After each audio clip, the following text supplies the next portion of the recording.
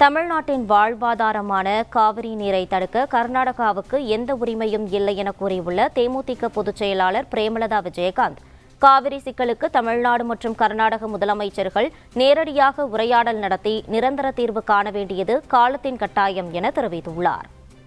இன்னைக்கு நம்ம சவுத்துல பார்த்தா எல்லா இடமும் ட்ரை லேண்ட், தண்ணி இல்லை. நதிகள் இணைப்பு ஒண்ணுதான் இது எல்லா பிரச்சனைக்கும் தீர்வு. இன்னைக்கு காற்று எப்படி எல்லாருக்கும் சமமோ அது மாதிரி தண்ணி எல்லா இந்தியா முழுக்க சமம் தான். இது எனது உனதுன்னு யாரும் உரிமை கொண்டாட முடியாது. அப்படி இருக்கிறப்ப இது எப்படி எல்லாருக்கும் ஒன்றாக முடியும்? அதனால இன்னைக்கு முதல்வர் இன்னைக்கு கர்நாடகா போய் பேசி இருக்கணும். அது போகாம விட்டுதான் கட்டாயம் அது மக்களுக்கு என்னை பொறுத்த வரைக்கும் சரியில்லை. ஏன்னா நம்ம உரிமை, அது போய் பேசலாம், என்ன தப்பு? ஆனா அவர் உஷாரா வராதிங்கன்ட்டாரு. நம்ம கூப்பிடுவோம், டி.கே. சிவகுமார் அவர்களே, தமிழ்நாட்டுக்கு நீங்க வாங்க, தமிழ்நாட்டுக்கு எங்க முதல்வர்கிட்ட நீங்க பேசுங்க, தமிழ்நாடு மக்கள் சார்பா நாங்க உங்களை அழைக்கிறோம்.